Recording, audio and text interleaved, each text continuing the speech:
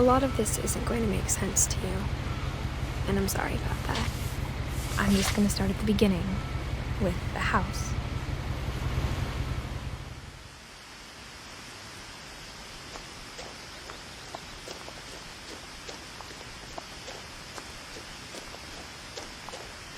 I lived here until I was 11, but I wasn't allowed inside half the rooms.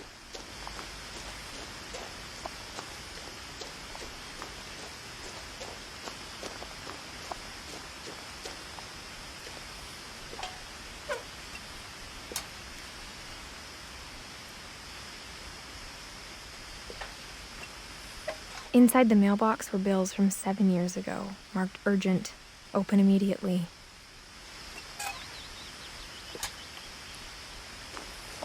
I hadn't been back since my brother Lewis's funeral.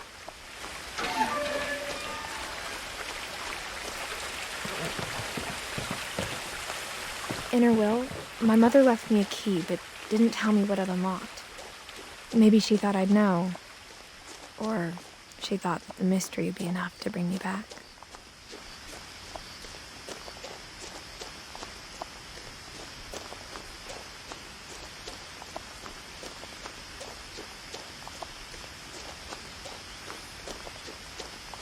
No one had driven this way in a long time, but I saw a few hoof prints.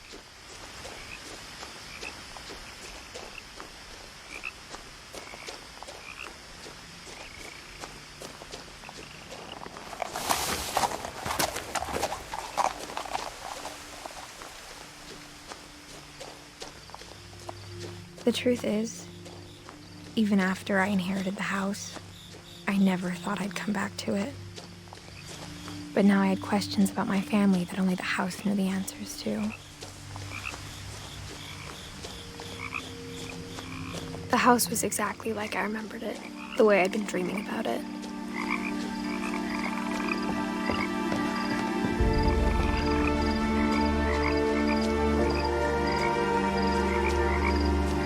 As a child, the house made me uncomfortable in a way I couldn't put into words.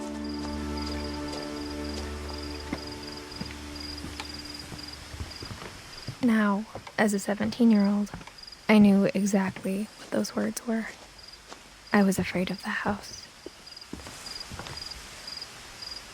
I hoped the key might unlock the front door. It didn't.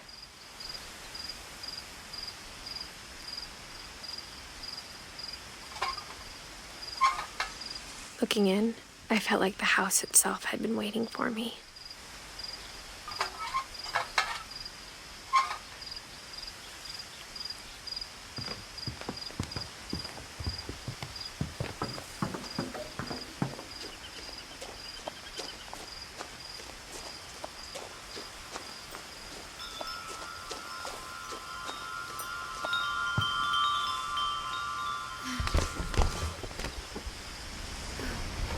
Crawling through the doggy door used to be a lot easier when I was 11.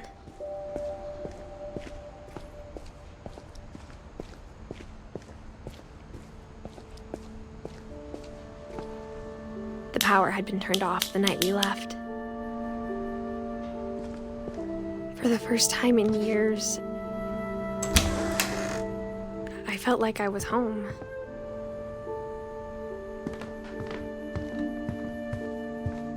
The table was still a wreck from the night we left. It was like a bomb had gone off, killing everyone but sparing the furniture.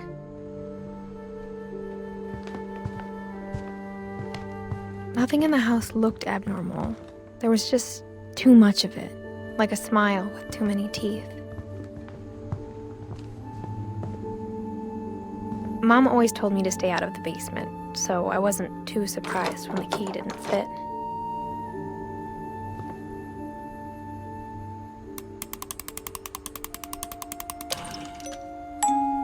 Great-Grandpa Sven built a music box for Barbara, along with the rest of the house.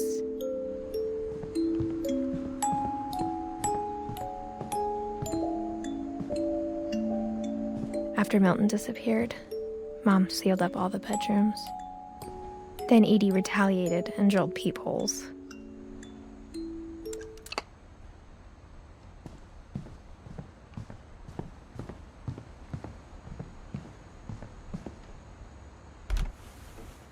My Grandpa Sam spent 7 years sharing a room with his dead brother, Calvin.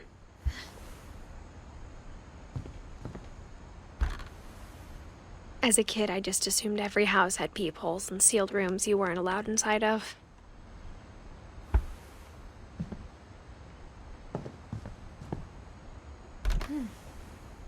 The last time I was in Edith Sr.'s room, I was 10 and she was painting my portrait.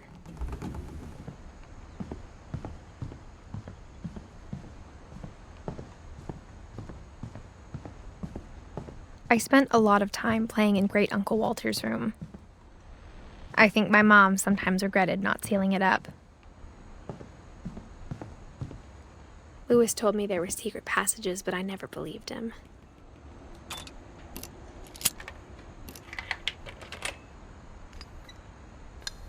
Turns out, my mom was really good at keeping secrets. Now it was time to find out what my mom had been afraid of. From the paintings on the wall, it was clear my brother Milton had been here before me. Reading this, maybe it sounds like I had a plan, but I had no idea what was behind that door.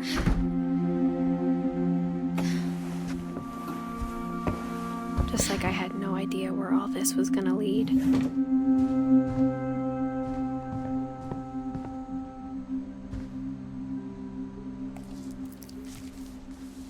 December 13th, 1947. Dear Diary, I'll be gone soon, but I wanted to tell somebody about what's gonna happen. It started when Mom sent me to bed without dinner. I woke up and I was starving, so I looked around for something to eat. My Halloween candy was all gone. The gerbil food was dry, but I didn't mind it.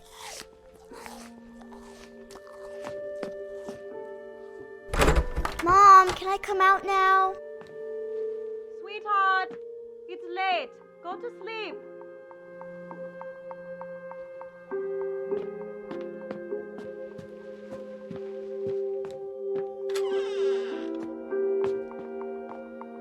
I kept eating and eating.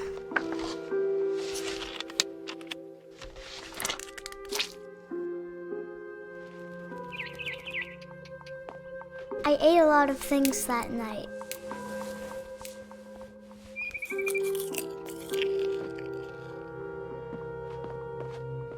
Then I heard chirping outside my window.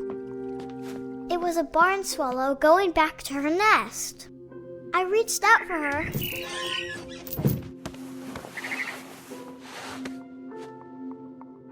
And suddenly, I was a cat. I tried to be quiet, but the bird was really scared.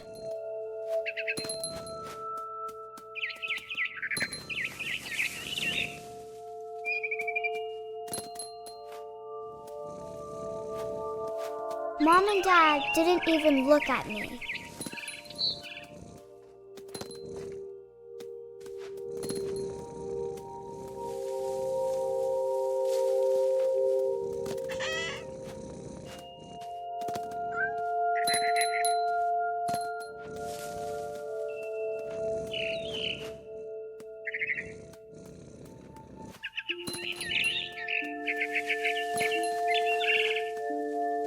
I jumped and I almost got her.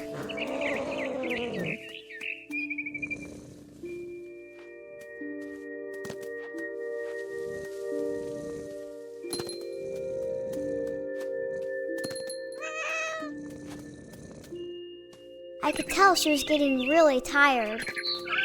Now I was up in the big tree. I promised Dad I wouldn't climb it anymore. All I cared about was eating that mama bird. I gobbled her up. And suddenly, I was an owl. First, all I heard was the wind. Then I heard little teeth nibbling in the grass.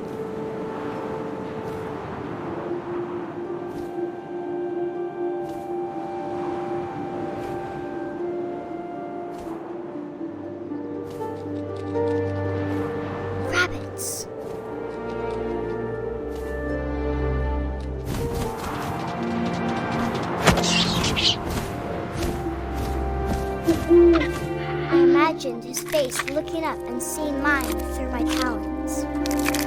I swallowed him up, and I didn't chew one bit. Then I flew off to find something bigger.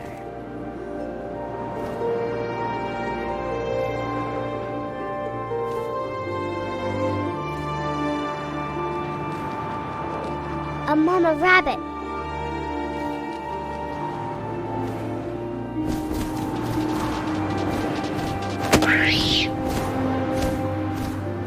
She was almost too big to carry. I started choking, but I couldn't stop eating. And suddenly, I was a shark.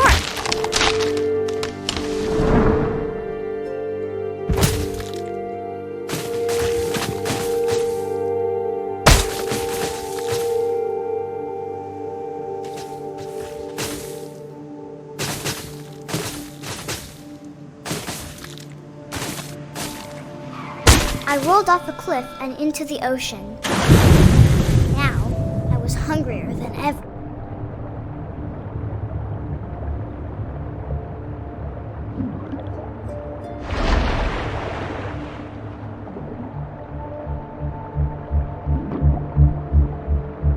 I wanted fat, juicy seals. I tore off her flipper, and it tasted really good.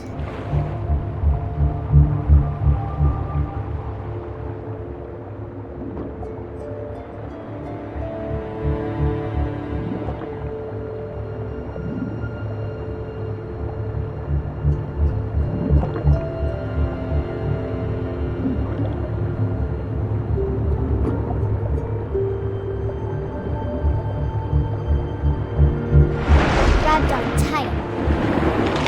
But I was so hungry, I jumped out of the water. When I opened my eyes, everything had changed. Now I was a monster, and I smelled people everywhere.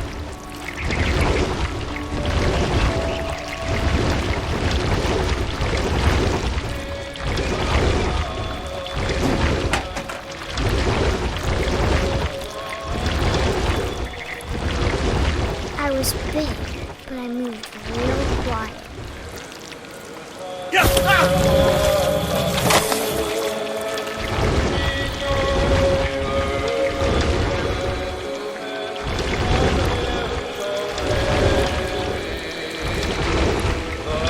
I wanted to stop it, but also I didn't.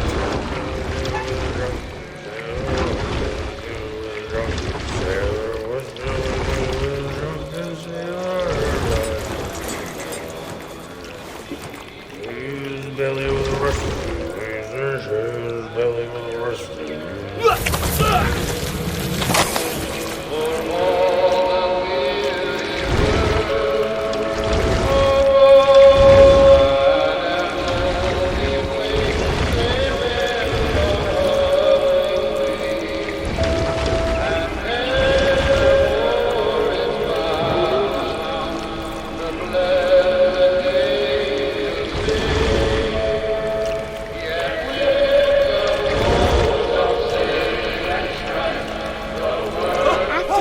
Passenger, I was still hungry. And to cross the water, I smelled something new. Something I had to have, so I swam towards it.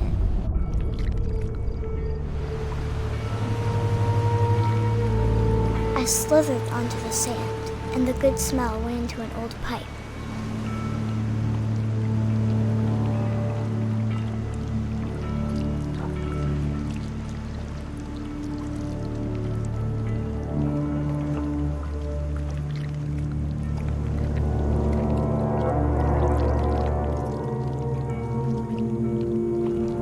I got closer and closer.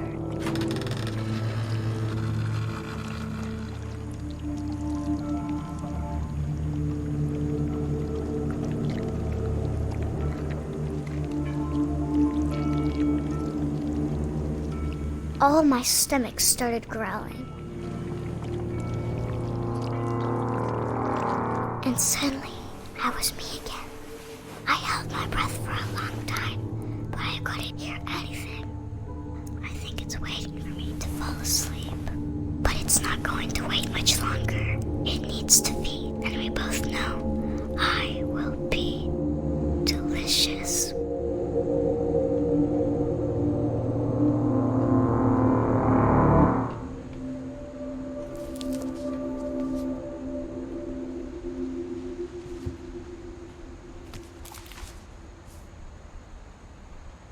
I'm not sure if I believed all of that, but I'm sure Edie would have.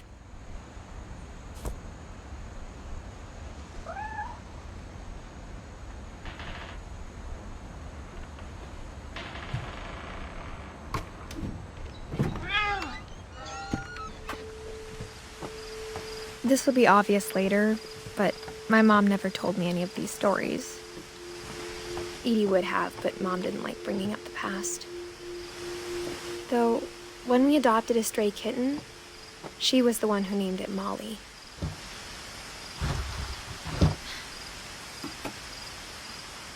I spent a lot of time in Great-Grandma Edie's room.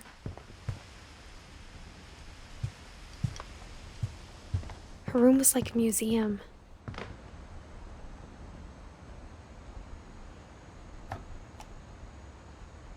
For 500 years, the Finches have been famous throughout Norway for their fortune and misfortune. Odin Finch buries the latest victims of the family curse, his wife Ingeborg and their newborn son, Johan. On January 7th, 1937, he set sail with his family and his house, hoping to leave the curse behind. But 40-foot waves off the coast of Washington send the house and Odin to the bottom of the sea. Odin's daughter Edie, with husband Sven and baby Molly, step ashore on their new home, Orcas Island. Odin Finch is the first to be buried in the new family cemetery. His daughter Edie is already dreaming of a new Finch house.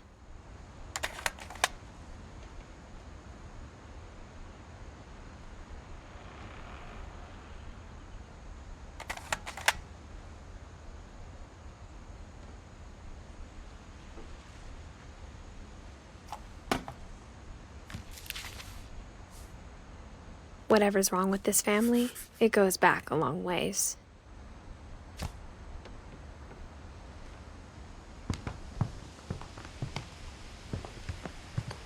When Edie told people Sven was killed by a dragon, she could also have said he was building a dragon-shaped slide that collapsed.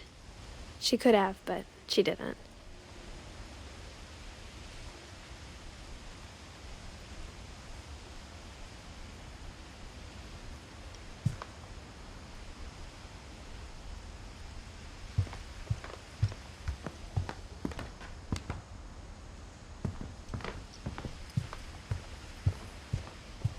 Even in her 90s, sometimes Edie seemed a lot younger than my mother. The only trace Grandpa Sam's first wife Kay left on the house was the pink bathroom.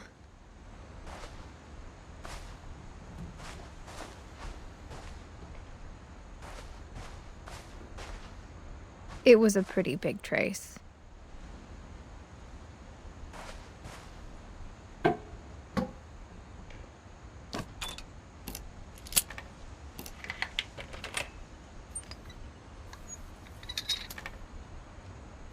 There's a secret in this bathroom.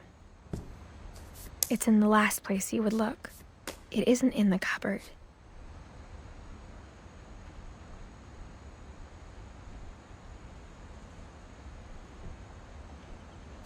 It's hidden in this book.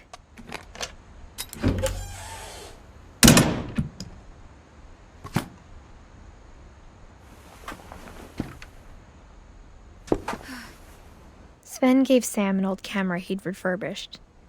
He never put it down.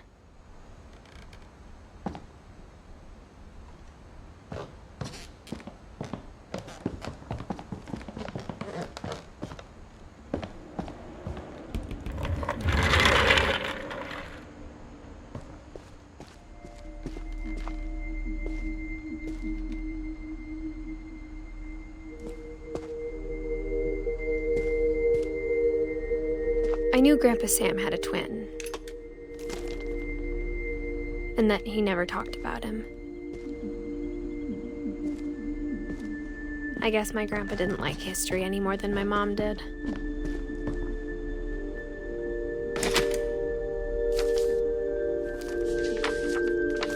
How I Want to Remember My Brother by Sam Finch.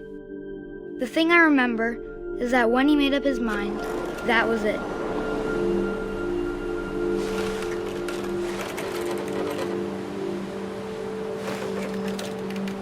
My brother said he'd die before he ate another mushroom, and he did. At Barbara's funeral, he swore he'd never be afraid again, and he wasn't. I think Calvin always wanted to fly. Sam, coming! Dinner's ready! Coming! But that day, he finally made up his mind to do it. I told him going around was impossible. Maybe if I hadn't said that, Calvin, I'm not gonna tell you again. maybe if the wind hadn't picked up, then maybe he'd still be here. But I doubt it. I think he'd already made up his mind.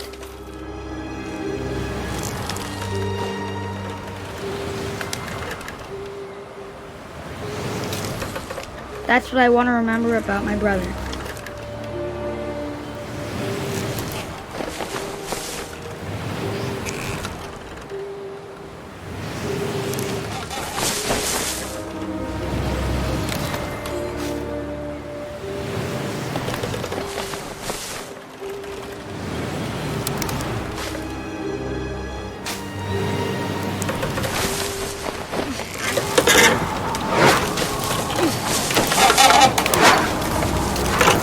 The day he made up his mind to fly.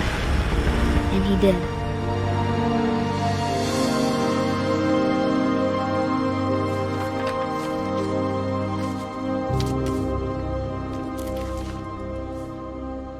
Calvin's story felt strangely familiar. When I was younger, I remember trying to do the exact same thing. After the funeral, Edie roped off Calvin's half of the room.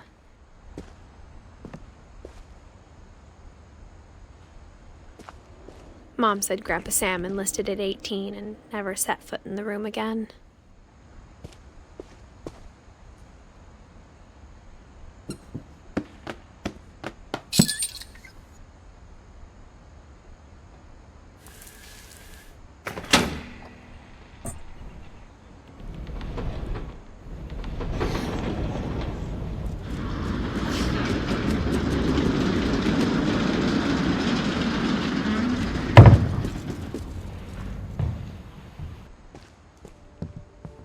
The passages were a pretty tight fit.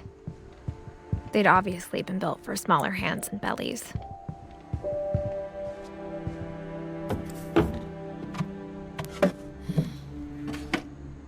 Growing up, I always thought of Barbara as a child star.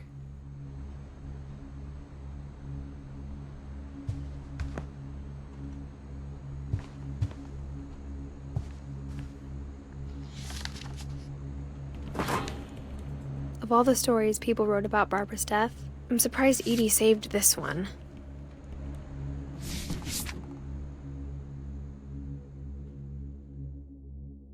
Old Jack here with another ghastly tale inspired by America's most unfortunate family. I'm calling it The Surprise Ending of Barbara Finch. As a child star, Barbara was famous for her scream. Now at 16, she was all washed up. A has-been. But in a lucky break, she'd been asked to perform her signature scream at a local convention for monster movie fans. It was just the boost her career needed. Unfortunately, her scream hadn't aged well. Getting better. I think you just need the right motivation. Her biggest fan and current boyfriend, Rick, was about to demonstrate when... Now that was a great scream. It was Barbara's father, Sven. He'd slipped into a table saw and had to be rushed to the emergency room. So Barbara got stuck babysitting her youngest brother, Walter. Her convention comeback was cancelled. Okay, I'm hearing frustration, but I'm not hearing terror.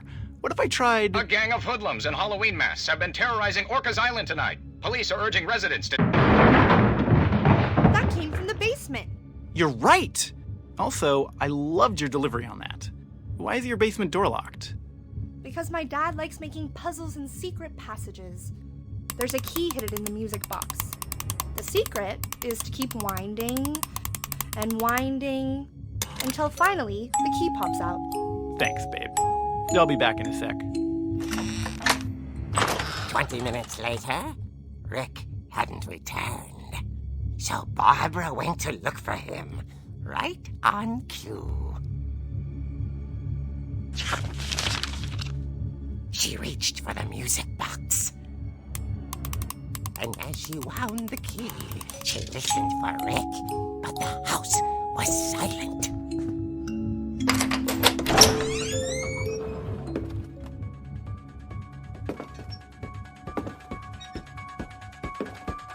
She found Rick's crutch and imagined the worst.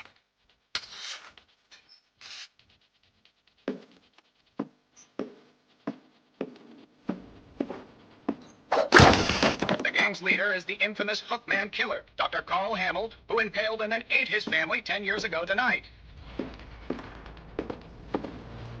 The old fridge rattled and grew still.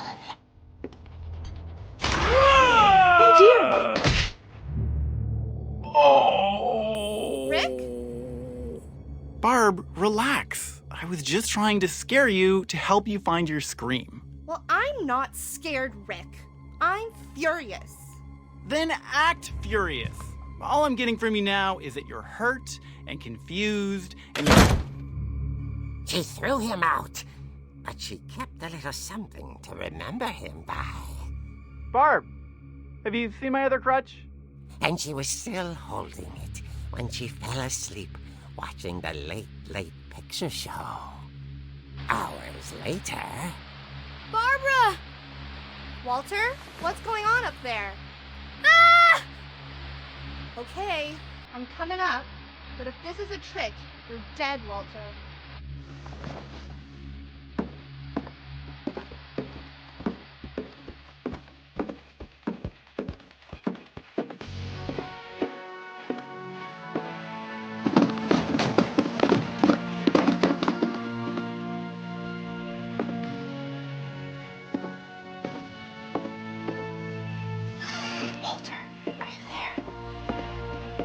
Walter vanished, but his bedside radio was still on. Orcas Island police described the man as 6 feet tall, with a steel hook for a hand. Residents are urged to lock all doors and windows and notify the police of any suspicious activity.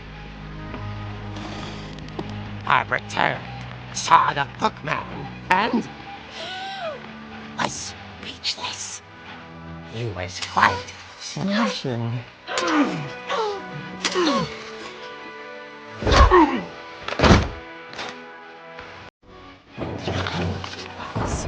He couldn't get enough of Barbara. Okay, Barbara, there's gotta be another way out of here.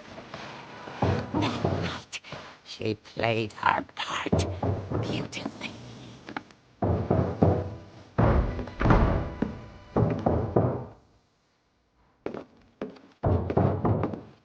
Molly's door hadn't been opened in years. The hinges grow.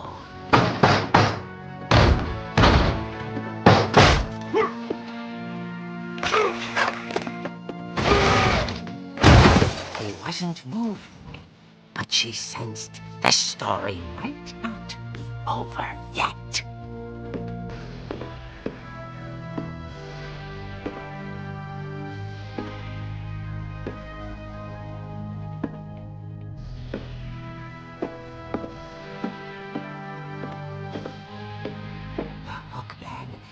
vanished. She listened for his breathing, but all she heard was...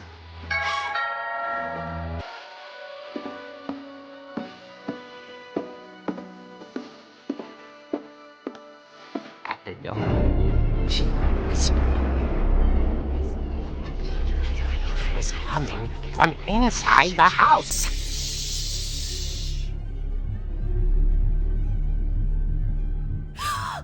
Oh dear. The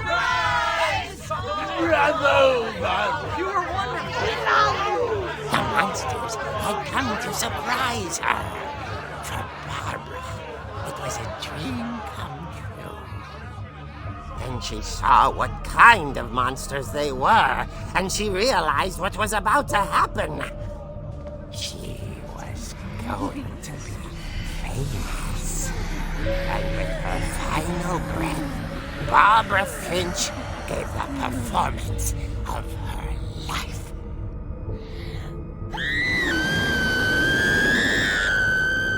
I wasn't there myself, but I hear Barbara was magnificent.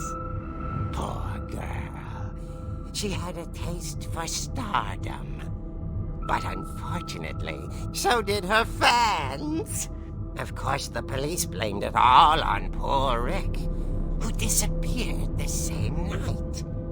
And little Walter, hiding under his bed the whole time. He took it all pretty hard, but that's another story. As for Barbara, tucked inside the music box is all they ever found of her.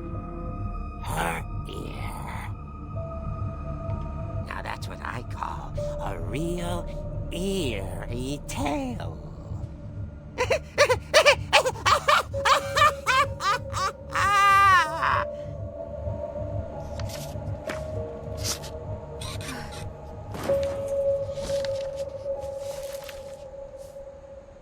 Edie told me all Barbara wanted was to be remembered, as absurd as that comic was. Maybe what Edie saw was a happy ending.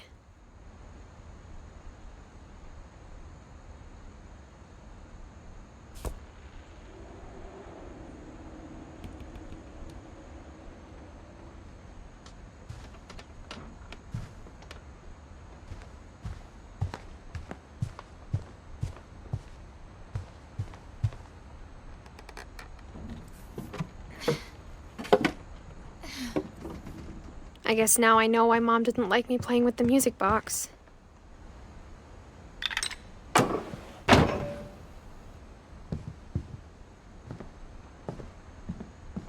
Whenever people ask me about my family, the first thing they always want to know about is Barbara.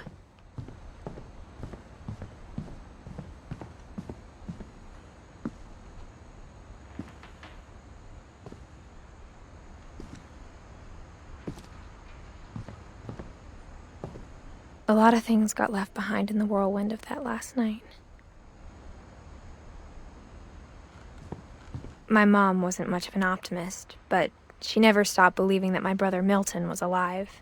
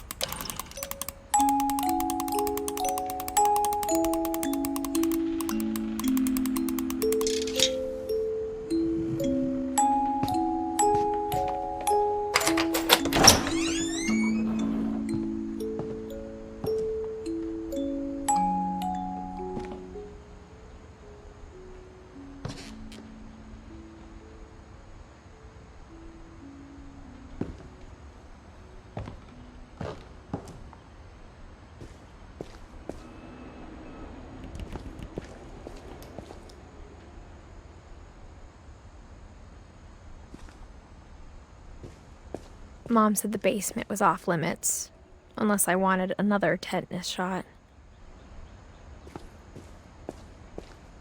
I saw Edie sneak down to the basement once, carrying packages. I thought maybe she was hiding presents. It turned out she was hiding a lot more than that.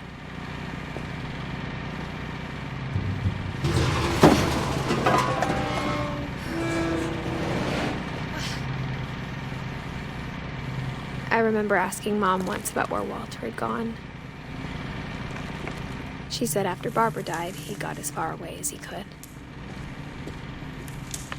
If there's a pattern in all these stories, I think it's that none of us has gotten very far.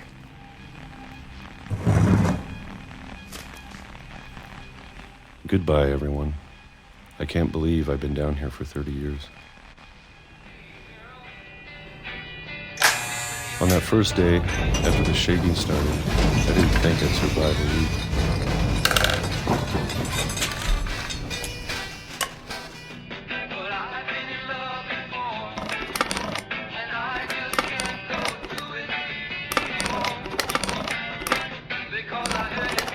But after a few days, I settled into a routine.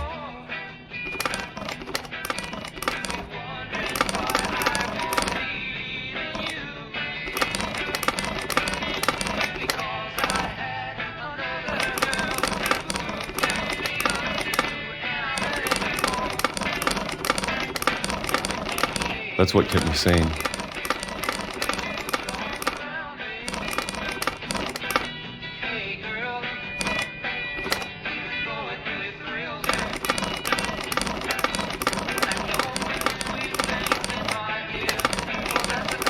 Having a schedule, living for today.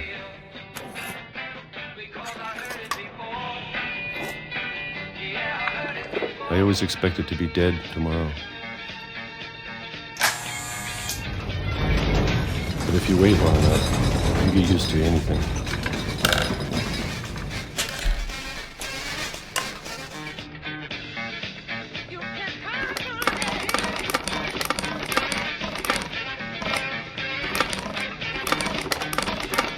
Even a monster on the other side of the door starts to feel normal.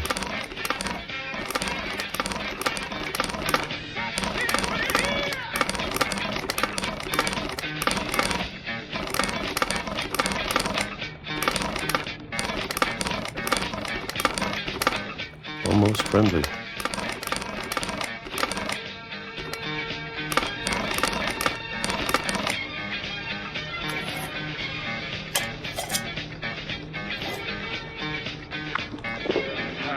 And then one day, everything just stopped. Whatever that thing was, it was gone. Maybe it got tired of waiting. Or maybe I just got tired of being afraid.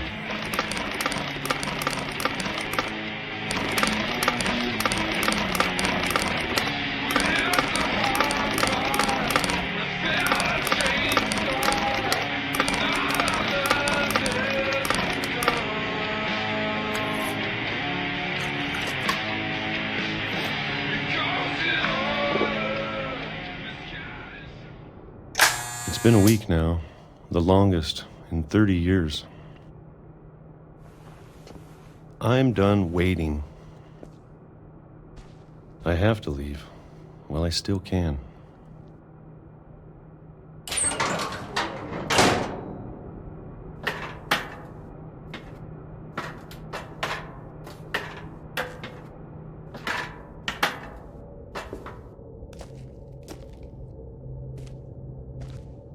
I know it's out there, somewhere.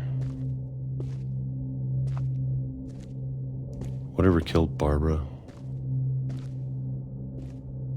and Molly and Calvin. Maybe this is all a mistake. But I need to stop living the same day. Even if it kills me.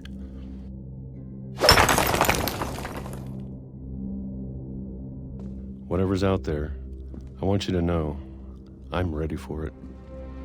I'm going to appreciate all of it, especially the food. I don't mind if I only have a year left. Or a month. Or a single week. I'd be happy with one new day.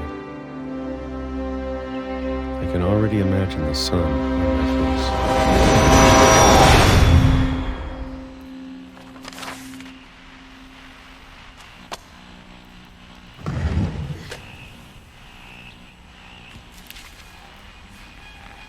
Walter died when I was 6. I can't believe my mom never told me he was down here. I'm sure my mom was trying to protect me.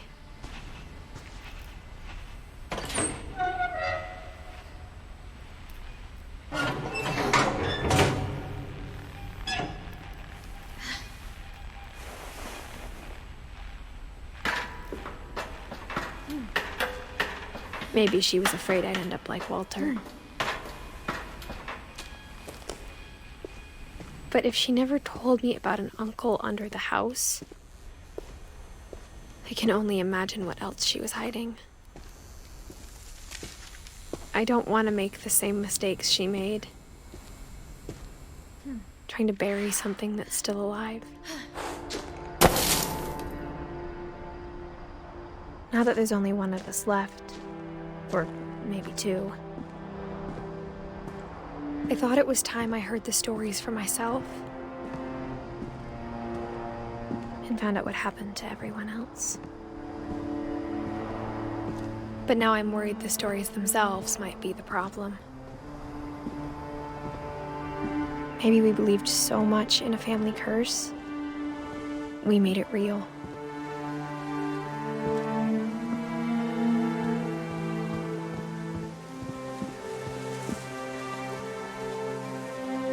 I don't know if I should even be writing this.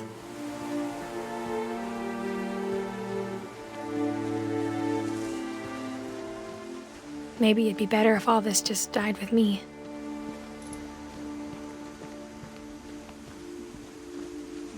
But I thought you should know about your family.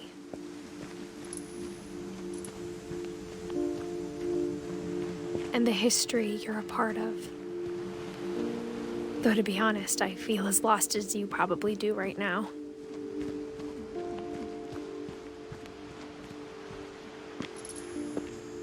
I think the people in these stories believed them, for what that's worth.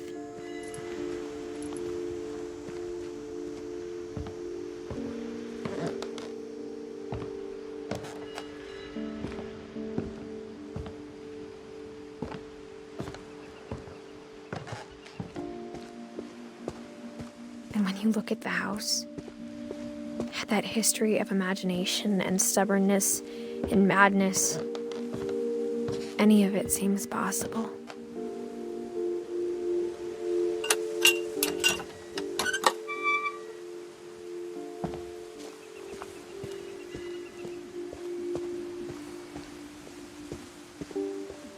I think we've been surrounded by death for so long, we've just gotten used to it.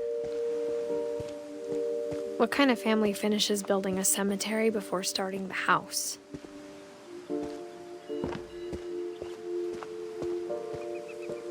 It's embarrassing for me to admit this, but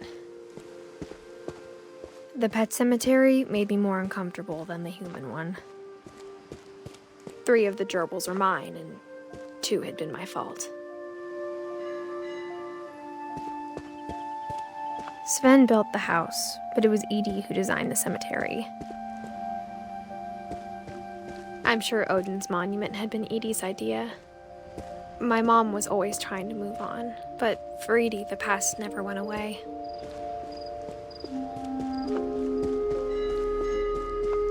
She could see it poking out of the water at low tide.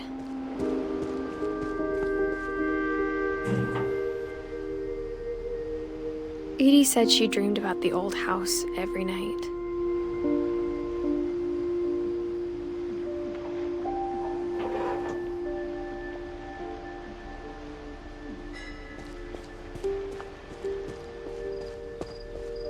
Edie's side was always easier for me to understand. But the older I get, the more I can see where my mom was coming from.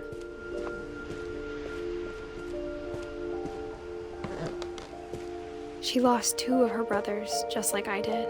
I get why she tried so hard to protect us. There's so many things I wish I could ask my mom now. Part of me thinks this is what she wanted all along.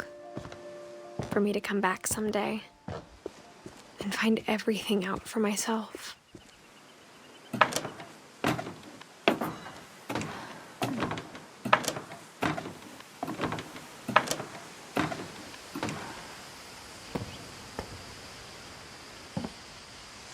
But looking back on it now,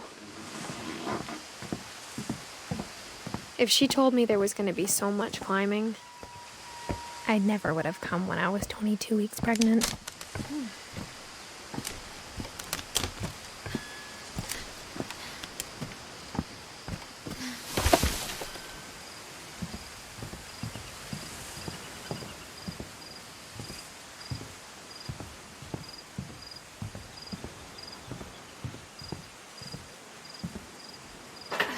I never met Grandpa Sam, but I think he and my mom had a lot in common.